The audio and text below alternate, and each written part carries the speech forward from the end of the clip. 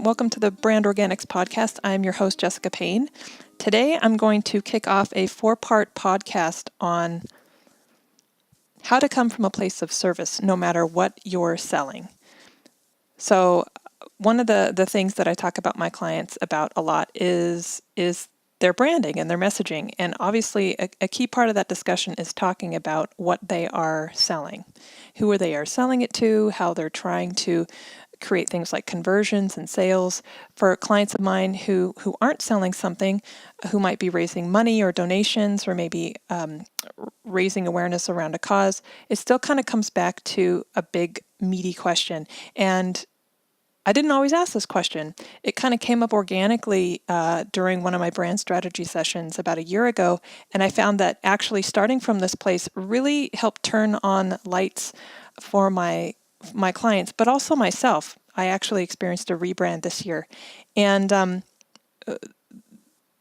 it originated from these difficult conversations that we would sort of get hung up in my brand strategy sessions. We would start talking about, audience and who we're selling to and what we're trying to accomplish. And, a lot of my clients are running a business, launching a business. They might even be heading a team in-house somewhere in the marketing or PR space, or they might be a coach. And look, at the end of the day, their formal disciplines, never fell into traditional business school. And that's maybe one of the biggest challenges I have with clients, but I like it because my formal background isn't business school. But what can end up happening is because we are overwhelmed by creating a brand strategy, we sometimes just dive into it head first, trying to answer these really big questions. And one of the big questions is always, what are you trying to sell? Who are you trying to sell it to? And we feel like we have to crack this nut of creating the perfect marketing strategy, which is really painful because none of us went to business school. So a lot of it's self-taught. So that's kind of the origin behind it. So when this question came about, I just started asking it time and time again. And ultimately we end up with the same information, but it's such a wonderful place. And since I decided to make that mandated as part of the strategy that I'm teaching clients now, I've just kind of paid attention to some really cool trends that you're starting to see in the business world. You're starting to see people come from a place of gratitude, use service as a way of selling, trying to tap back into just raw emotion or adding value. None of these are brand new revolutionary theories in business practice, but it kind of tips the old marketing paradigm on its head. So rather than coming from a place of, hey, I want you to buy my thing or donate to my thing or enroll in my thing, it's sort of like, all right, it's going back to that tried and true principle of how we add value, and it just is a lot easier to answer. So today, that's what I want to talk about, and I'll give you my sort of first tip around it. So again, the question today is, how can you come from a place of service no matter what you're selling? And my first tip really has to do with your audience. Now, if I ask some of my clients who their audience are, it's amazing how many different answers I get. If you ask someone who doesn't necessarily have a tremendous amount of experience in the business world or a formal education in business, they'll kind of actually struggle to answer this question beyond who they've got imprinted on their brain or who they've been told should be their audience. I've asked my clients who their audience is, and I've had one come back to me and tell me, oh, my primary audience is 75 to 150,000 a year. And I looked at him and I said, you just described to me a number, not a person. And it's like this light went off. He'd never actually considered thinking about his audience as a person.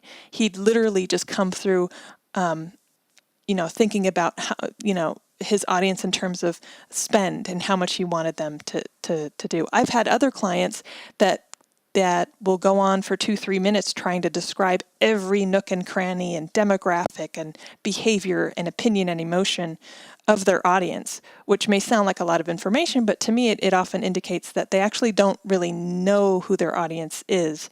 They might be too hyper-focused on their ideal audience, which might not be realistic, or they've just decided to cast their net too widely. So again, going back to this principle of how we can come from a place of service, I want to talk about our audience, but let me flip it for you.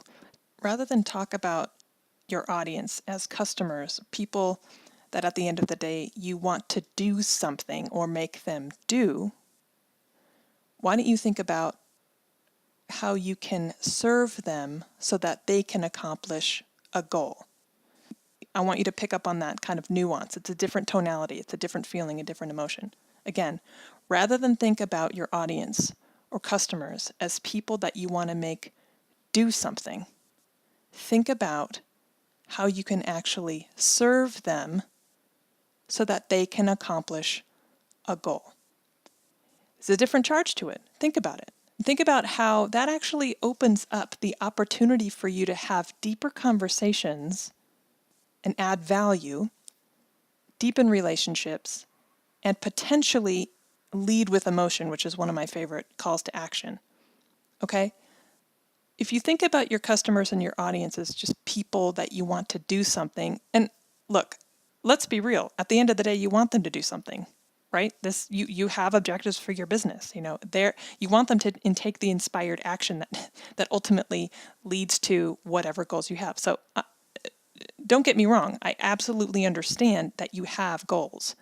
And that you have objectives, and that you have to make your bottom line and all that. Okay, but think about the opportunity that coming to them from a place of service and actually adding value so that they can accomplish their goals brings to the conversations around your business. Okay, you therefore become a resource for them versus a vendor or a company, okay? And if you're able to convey that value and come from a place of service, there's often a really cool thing that happens. Your messaging has this level of warmth about it, authenticity about it. For some of my clients, it's easier to actually create marketing, messaging, and actually help create their brand when it comes from a place of service, because you have this pressure of perfection and mastery and almost this subconscious feeling of trickery and manipulation that sometimes traditional marketing can do. You've kind of lifted all that so that you have become very, very clear on what you're here to do and serve. Now, I know what you might be thinking. Let's say you work in an industry where service might not be as obvious, okay? So places where you're of service, some obvious examples are health and wellness, hospitality, causes, charity work, nonprofits, all of that. You could easily make the connection between you coming from a place of service to help others. Well, other industries too, consumer, tech, like I've said before, if you work for the IRS, if you're a lawyer, if you are a CPA, if you're a tax man, you are still coming from a place of service. And, at the end of the day, when you think about your customers and your audience, they're not seeking you out for anything other than to help fulfill their need. So sometimes we just push too aggressively and try to sell. There are definitely marketing strategies out there that believe more in quantity than quality. I get it. Like, a lot of what we do is a numbers game, especially because the industries are so competitive. But for the sake of you in this context, if you're thinking about your brand, if you're thinking about trying to create more content or conversations or just like really organic marketing strategies that work, that, by the way, aren't such a pain in the butt to create, you can eliminate those challenges, especially if you don't have a formal business background. But here's my challenge to you. Even if you went to business school, like, why don't you flip the old paradigm and actually focus some effort on brainstorming ways to think about your audience as people you serve.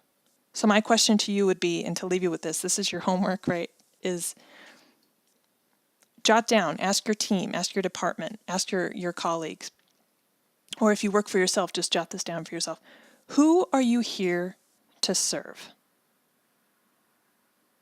And see if that can kind of spark some creativity from this warm, beautiful, amazing place of helping and gratitude. You might be surprised at what that might spark for you internally. So that's tip number one. Again, this is a multi-part podcast, so I'll be coming back to it and revisiting it. But today it was part one of this podcast series I'm doing called How to Come from a Place of Service No Matter What You're Selling.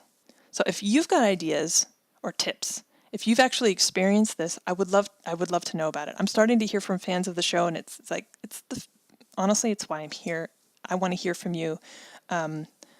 I want to make sure that these stories, these shows are relevant. So if you've got an idea or an experience you want to share, don't forget you can find me on social media. You can also visit my website, jessicapayne.us, and drop me a note there too. I love hearing from you guys. Have a great week, and ask yourself, how can you come from a place of service? See you next time.